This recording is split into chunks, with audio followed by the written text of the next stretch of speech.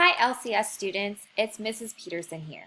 Today we're going to be learning about the artist Romero Britto, and we're also going to be learning about pop art. We will start off by watching a video about pop art. Please turn up your volume a little bit if the video is too quiet.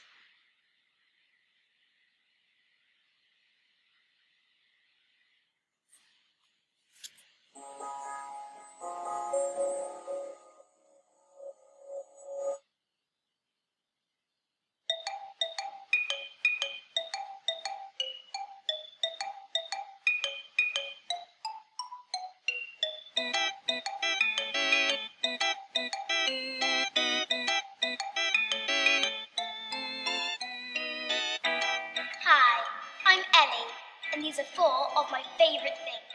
Bananas, my red coat, tomato soup, and comic books. But what do they all have in common? Two little words, pop and art. Pop art is more than an art movement. It's a lifestyle, a craze, a way of looking at the world. But what is pop art? Pop is young, bold, and fun. This is life in the 40s. It's a bit grey. In the 50s, people wanted plastic and glamour. They wanted to have a good time. Buy more, spend more. Don't just watch TV, be on TV. Now you can listen to the Beatles and Elvis, watch cartoons, eat popcorn, drive cars, and become famous. Now it was pop art, all about culture. After all, pop art is popular art for all. But who were the pop artists? Richard Hamilton, this guy, said pop art was low cost, young, witty, glamorous, and mass-produced. Hamilton made collages using imagery he found in glossy magazines. Lifting images from films and advertising was completely bonkers at the time. This is one of the famous Marilyn portraits by Andy Warhol. Andy Warhol. This guy. See, a cool guy. For Andy, art was a product. The same as a production line of Coca-Cola bottles. Or Campbell's soup. He liked to use bright colours and silk screening techniques to produce art on a huge scale.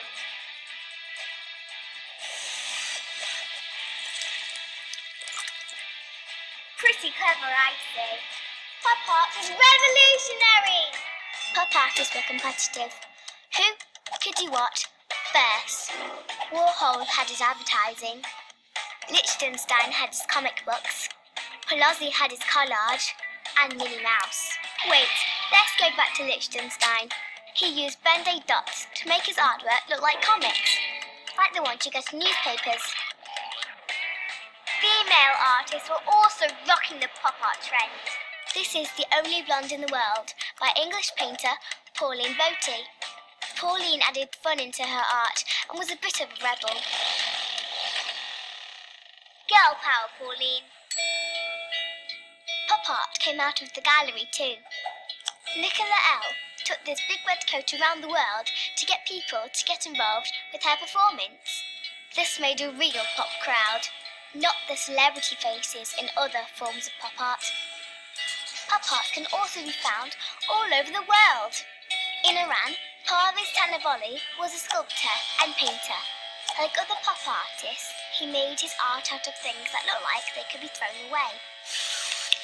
In New York, Jean-Michel Basquiat remixed it with hip-hop and street art. Pop is on TV, on the radio, and on the internet.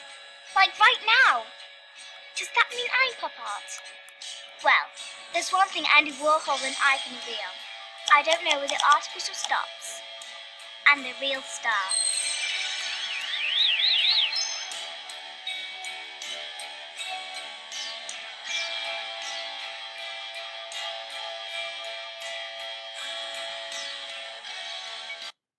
Okay, so I'm going to stop the video right there.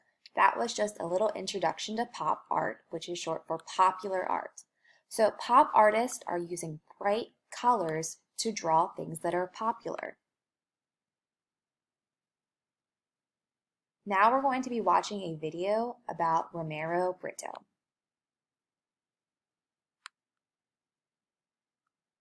People tell that my style is pop art. Some people tell whatever. Some people say that it's a Brito style. And I'm just like, I paint, and that's what I do. I let the critics and I let the experts in the arts to say whatever they want. But in the end of the day, I just paint. I was born in Brazil, and I was 8 years old when I started doing my art. But it was not like, what I do today. I never went to art school. I always loved art, I was always there present in my life. But I never thought that I would become a full-time artist. I definitely did not have, all the means that I have today. So I paint on newspaper, cardboards, whatever I could put my hands on. A long time ago, when I couldn't afford to buy all the brush that I can buy now, I use finger paint. I did finger paint with pastel, or sometimes with, tempera, all kind of stuff.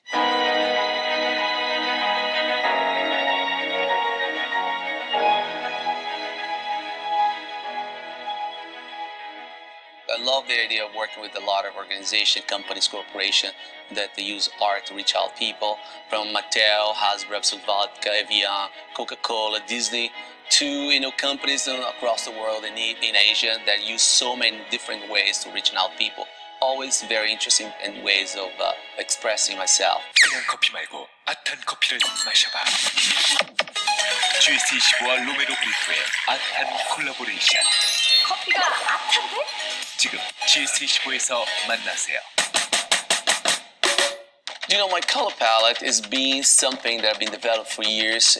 First I start using more primary colors, then I start adding pastels, metallics. But I was always very interested, and I was very drawn into vibrant colors. And the yellow that I use and all the blues or the reds, I'm very consistent about those. And some of the colors have been inspired about toys that my son played with when he was growing up. And I have a company that mixes my colors, and then I have this special yellow, this special red, the blues and the greens and so forth. I hope when people see my art, they have a big smile on their face and a huge one in their heart. And every time they see over and over again, they remember something special from their lives, and that's basically, for me, will be a huge accomplishment.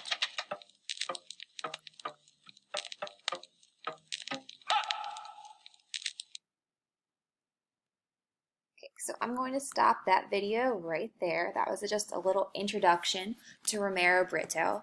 One of the coolest things about Romero Britto is he's an artist, but his artwork is often sold to other companies. So you saw there were action figures with Disney characters. He does commercials. His artwork can be found everywhere. So all kinds of people can access them.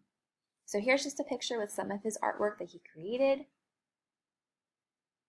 Here's another photo of Romero Britto along with some of his artwork and some of the objects that are made from the designs that he makes. So let's take a look at just some of Romero Britto's artwork. If you notice, all of Romero Britto's artwork has thick black outlines. We're going to be using black lines when we draw our own artwork like Romero Britto.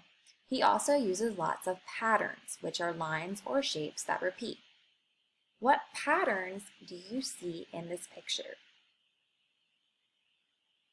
I know I see stripes, I see polka dots, I see a flower pattern that repeats, I see lines and shapes and symbols that repeat.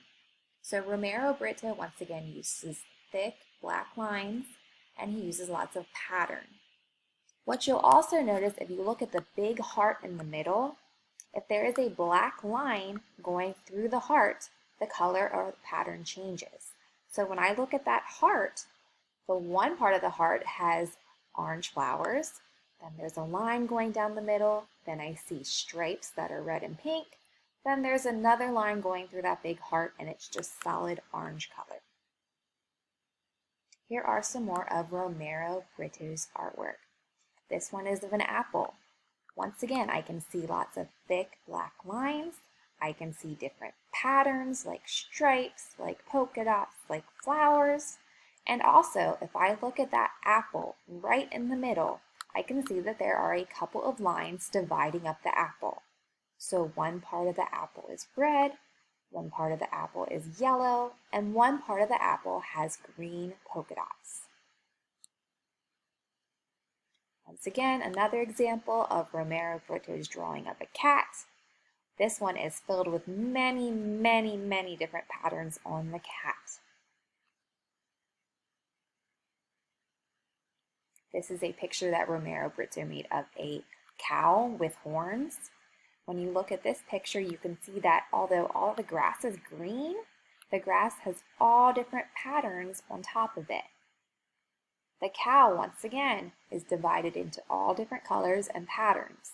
Even the background of all of his artwork has thick black lines with smaller patterns and colors inside of them.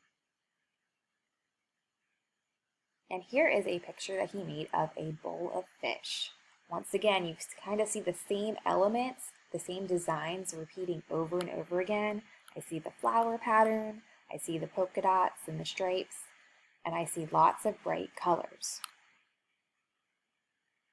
So we're going to stop right there for today. And then when I see you again in part 2 of our lesson, we're going to be drawing a picture inspired by Romero Britto's artwork. I'll see you soon.